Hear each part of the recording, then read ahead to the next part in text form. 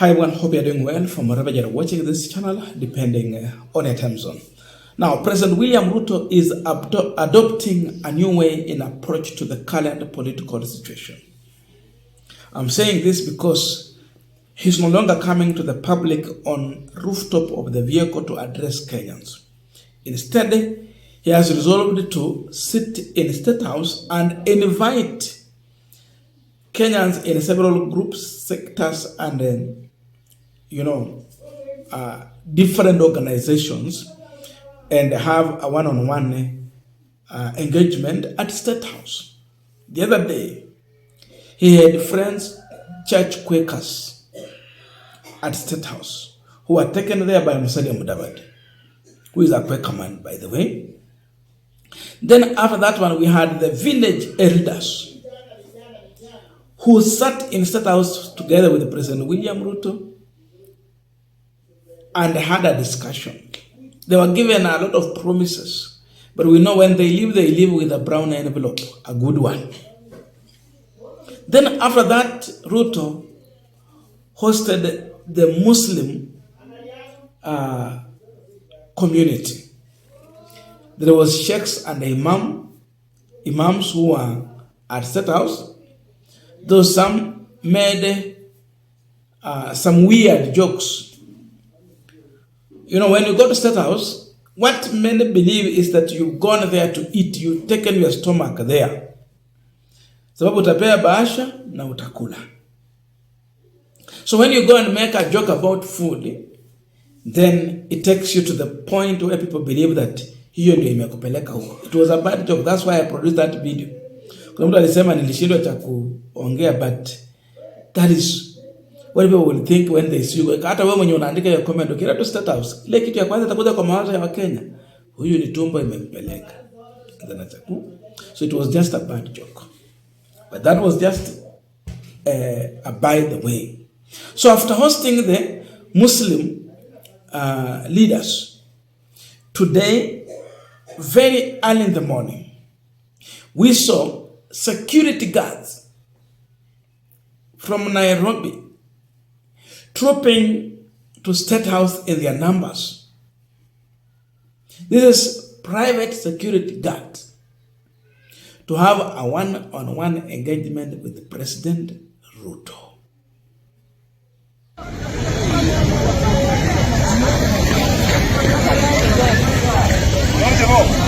Bwana watu State House kulia kubera zibahongo. Bwana wana mchanga bange bari. Ndi basabi. Ngiruza kulaka. Mchanga ndo mnaboto kanda uti.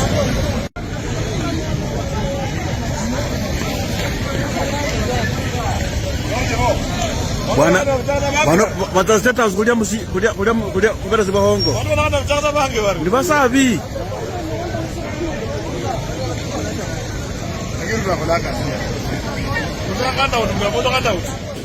Now, I want us to continue with our panel and discussion. But before we do that, I have a quick and a very humble request. For those who are watching the channel and you have not subscribed, please consider subscribing. To our returning subscribers, I must say thank you so much. And again, to all our viewers, please give this video a thumbs up.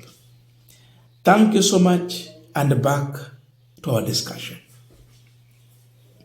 Now, I don't know tomorrow which group President Ruto will be hosting at State House. But it turns out that this week is like he had just organized to meet various groups at State House. So he has retreated back to State House to organize his political activity right from State House.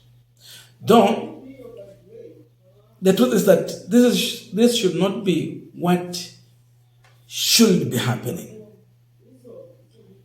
Why? Because State House is a state property, not private, not individual property for divisive politics. Not everyone is in UDA.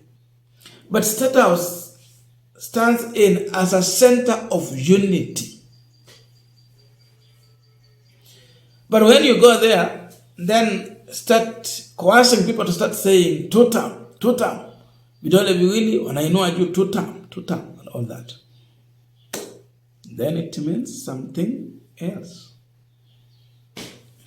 So you are reducing such an office to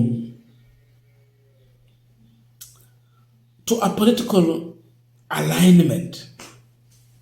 But that is what the president has chose, to run his political programs there. Though you will say it is not political, but when you see people going there, you will hear all the statements. Mheshimiwa Rais na kusupport, mambo ni two term. Wengine wanasema Harambee two term. So,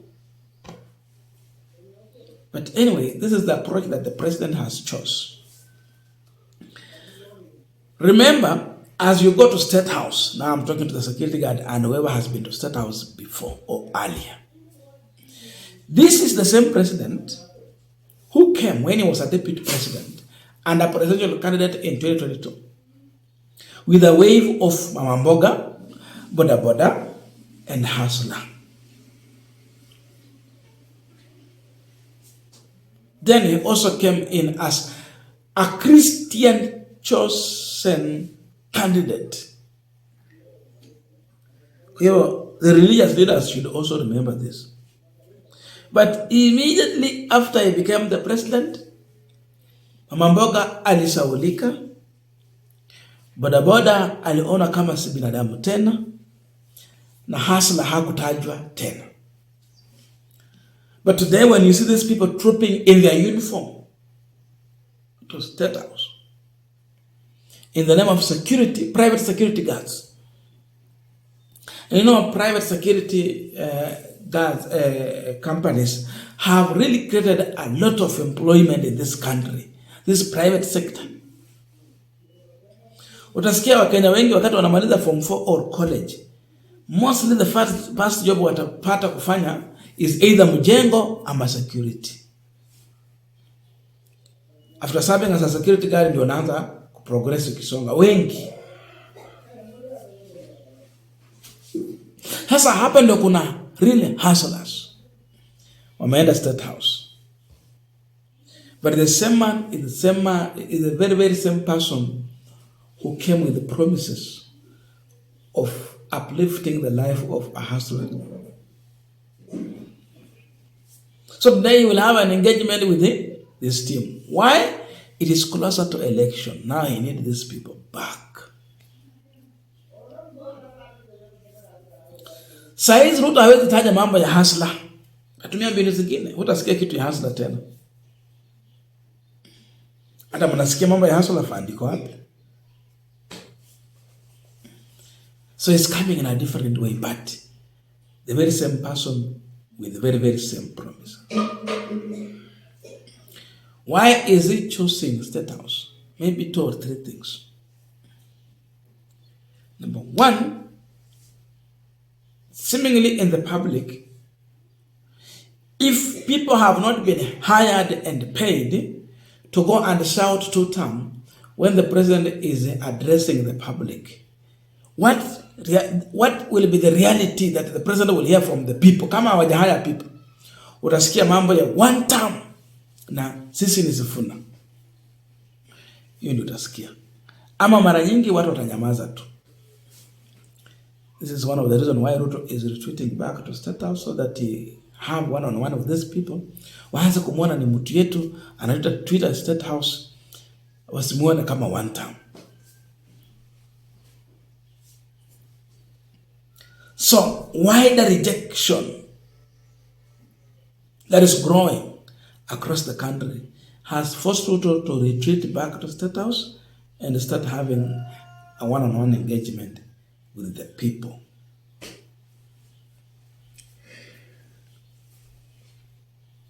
Secondly, the State House meetings end up with one thing. Hawa watu hata wakati president anaongea ama wengine wakichaguliwa wakiongea, kile wale wamekaa chini wanasikiza tu, mara nyingi wanasema, when will they finish? We get our envelope and go home. So he has called them to give them a brown envelope. Wanataka wapate handouts. Najua hiyo sasa labda utaenda ukule pale, ukimaliza kula unaenda unachukua bahasha yako ya 10,000 or 5,000 unaenda nyumbani. So he has called them for some handouts. And one of the best way to reach out to everyone freely, easily, and swiftly is when they come to State House. Wale wa kanisa aliwaambia, mkimaliza tu muende mfungue simu yenu, mtapata mambo yako ndani. Alisema mwenyewe. So they anataka kuwapia pesa to lure them using money. So Ruto is back into politics of handouts. Lastly, he wants to appeal to Kenyans that, you see, I'm a listening president. This is your house. I welcome you to the office.